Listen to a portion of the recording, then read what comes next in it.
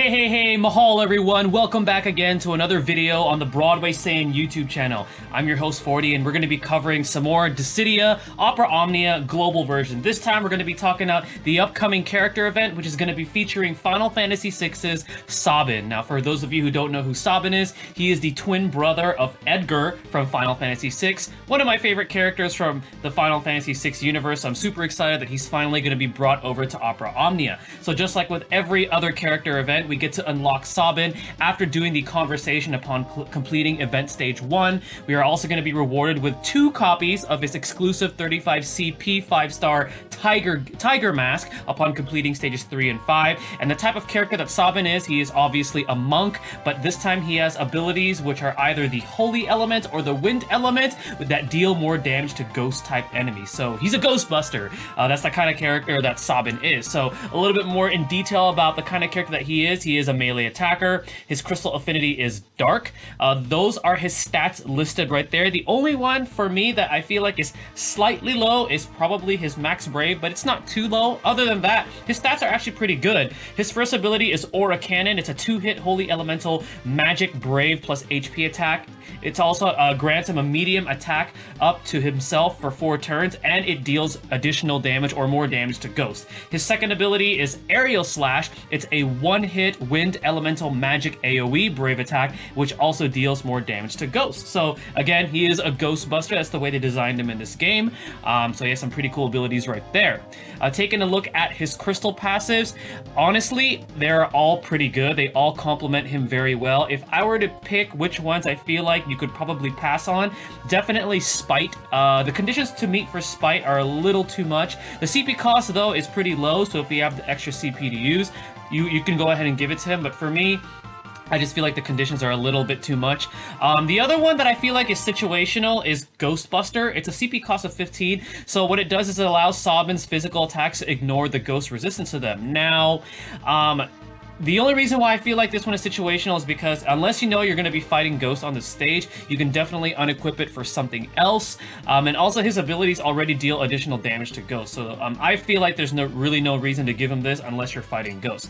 But yeah, the rest of his crystal passives are pretty good and definitely complement his kit pretty well. Now taking a look at his artifact passives, he first gets Brave Guard up 1-star, 2-star, and Buff Attack up 1-star, 2-star. Between those two, I definitely would go with Buff Attack up 1-star, 2-star because he gains an increase to his attack whenever he's buffed. And then as far as his passives for his actual abilities go, Aura Cannon power up 1-star, 2-star, and Aerial Slash power up 1-star, 2-star. I would probably invest more in Aura Cannon just because it is a hybrid attack. It deals both brave and HP damage. Now taking a look at the banner that we're going to be getting for this event, it's going to be featuring the 35 CP for Sabin and also our boy Warrior of Light, our OG tank for Dissidia Opera Omnia. So we have the 5-star 35 CP Burning Fist for Sabin. It increases the potency of his Aerial Slash. It also grants him a small max brave for 4 turns. Not bad.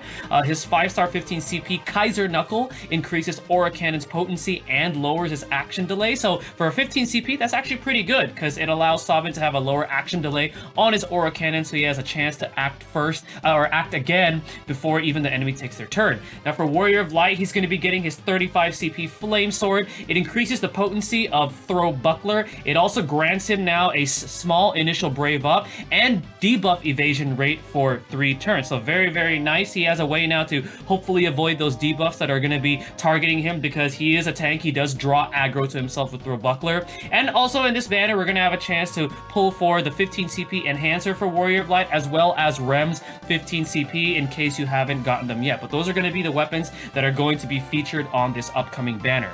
We are also going to be getting some new stuff added to the Guard Metal shop in the form of Sabin's 5-star Tiger Mask, as well as Rem's 5-star Magic Master. Warrior of Light's 5-star Crystal Shield's already in there, but these are the ones that we're going to be getting.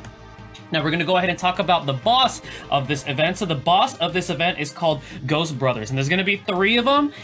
So one thing to really note that's very important is that these Ghost Brothers resist both lightning and dark elements. So don't be bringing those abilities with you or bringing Ramu because they resist it. However, they are weak to ice, water, and holy, and they each have a chase value of 30, so just keep that in mind. Upon taking a look at their abilities, they do inflict a lot of dark damage. The ones that stick out to me that you should definitely watch out for is Touch of Gloom, because it inflicts a defense down. Watch out for Shriek, because it's their buff that it grants them attack up, max brave up, and speed up to themselves. Same thing with Whale, it also grants them more buffs to themselves. Dark Bargain is a hybrid attack. It's a dark, brave, magic, and HP attack, so keep an eye out for that. And then there's also Deep Hatred, which they start using that when only one ghost is left. I mean, so the way I see this is these Ghost Brothers it's kind of playing off of the ghost characters that you actually got to use as allies during the Phantom Train scene in Final Fantasy VI. So this is where I see these characters kind of coming into play, where they kind of have like that grudge ability or something like that. So pretty cool that they have these enemies as bosses for the Sabin event. Now, some tips before hopping into the event. Definitely you want to farm up those dark crystals, so then that way you can unlock as many crystal passives for Sabin before you unlock him. Utilize synergy characters if you have them built up, so Warrior of Light and Rem alongside Sabin will do well because they get that synergy stat bonus. And then if you want to use other characters, Prish, Vaughn, Onion Knight, and Ferris all have elements that the bosses are weak to. And then your summon of choice for single play, go with Ifrit or Shiva. And then for co-op, definitely go with Chocobo or Sylph. Now, upon this discussion, let's go ahead and take a look at some gameplay from the JP side for the Sabin event. We're going to go ahead and take a look now. Alright guys, so here we are with some live footage from the Sabin event. Now, this is going to be coming from my JP account, and I do this for you guys just so you guys have like a visual of what's to expect for the upcoming Sabin event. So I am going to be taking the Synergy Party, which is Sabin, Warrior of Light, and Rem, along with this Squall friend. And my summon of choice is going to be Ifrit. So let's go ahead and hop right into this. And we are doing the level 50 single player version of it. Alright, so we got a regular mob here. So I'm not going to be overly focused on these mobs like always. By now we all know that the only real threatening mobs currently that we have in Global are probably from the Lost Chapters for the level 90. Okay.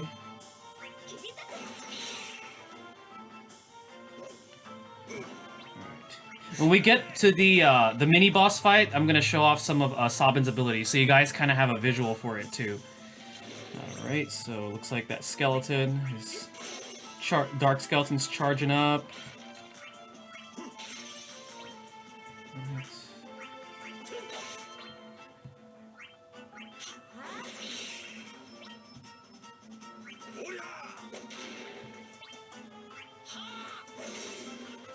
I really like Sabin's 3D sprites. Really, really cool.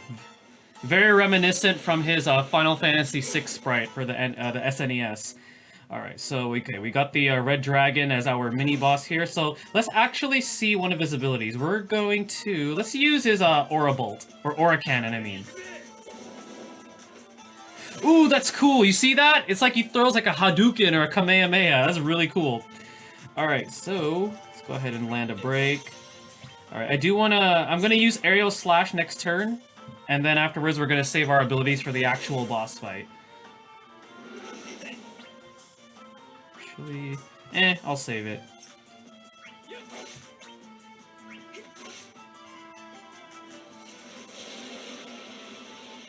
Alright, so let's go ahead and see Aerial Slash.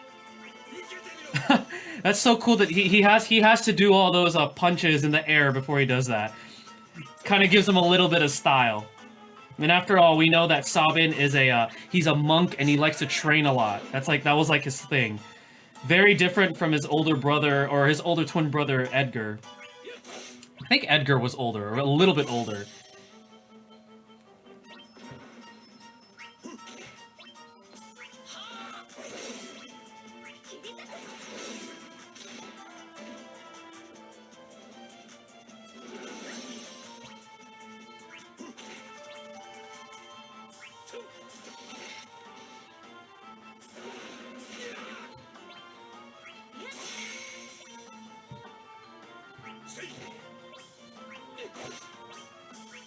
Alright.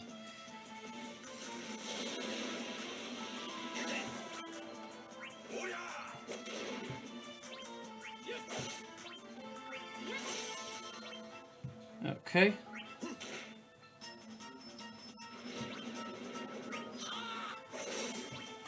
And down goes the red dragon. So we have one more wave of mobs, like with every other character event, and then we get onto the boss.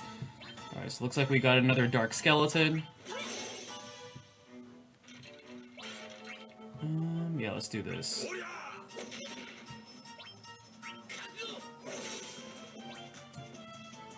Alright, so Sabin's probably is gonna get broken, but that's fine. Or not, he didn't get broken, okay.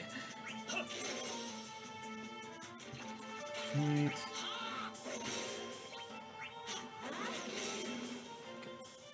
Alright, here we go. We're gonna fight the Ghost Brothers. Right. So remember, they do have weaknesses to 3 different elements, which is Holy, Water, and Ice. Let's see what we're gonna do here. Alright, so Ram. Let's do this. Let's go ahead and use Aerial Slash since we know it's AoE. Nice. Okay, and then with... let's actually... We're gonna use Throw Buckler here. What I'm gonna try to do is I want to use Warrior of Light's Throw Buckler on all of them, so they're all targeting him.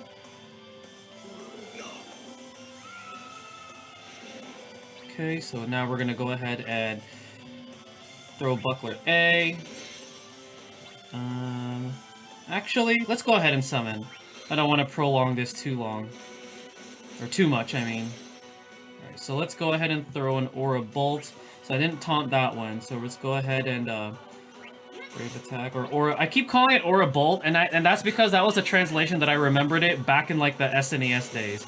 I have a feeling that was a mistranslation, but yeah, they call it Aura Cannons now, so... let's do this again. Build up Sabin's Brave. Ooh, nice. Okay, so we're taking one out.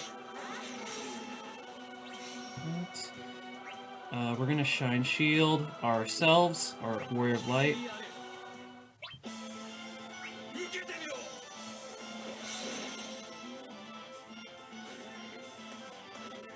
Right.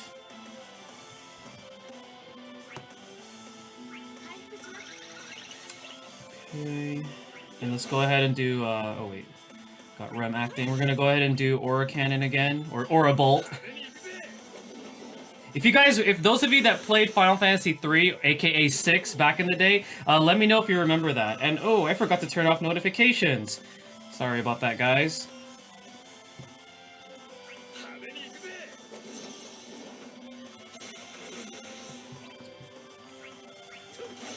Yeah. So when I play my JP account, I actually play it on my tablet. So I don't have it, because I don't want to share it on both of my iPhones. So at least I can play both at the same time.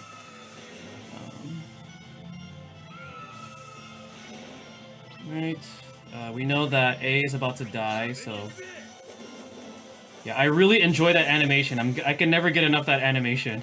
It's like he's doing a Hadouken.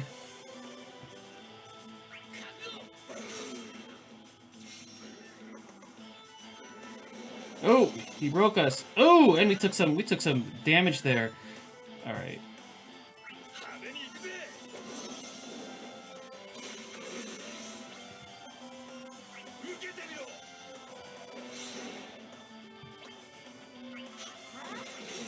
Right.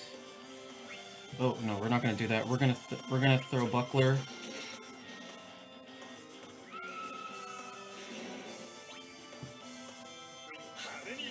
Alright. So I really don't foresee this battle being too difficult either. For co-op, it might be... the only reason why I would feel like it's tricky just because there's 3 of them. But, yeah, if you're using Sabin for sure, since he does more damage to Ghost, shouldn't be too much of a problem. But yeah, guys, that's going to be it for footage on the upcoming Sabin event. Hope you guys enjoyed that and seeing Sabin in action. I can't wait for him to come out. Again, he's one of my favorite characters from the Final Fantasy VI universe. Alright, guys, I'm the Broadway Saiyan. My name is 40. Stay tuned for the next video, and Mahal, everyone.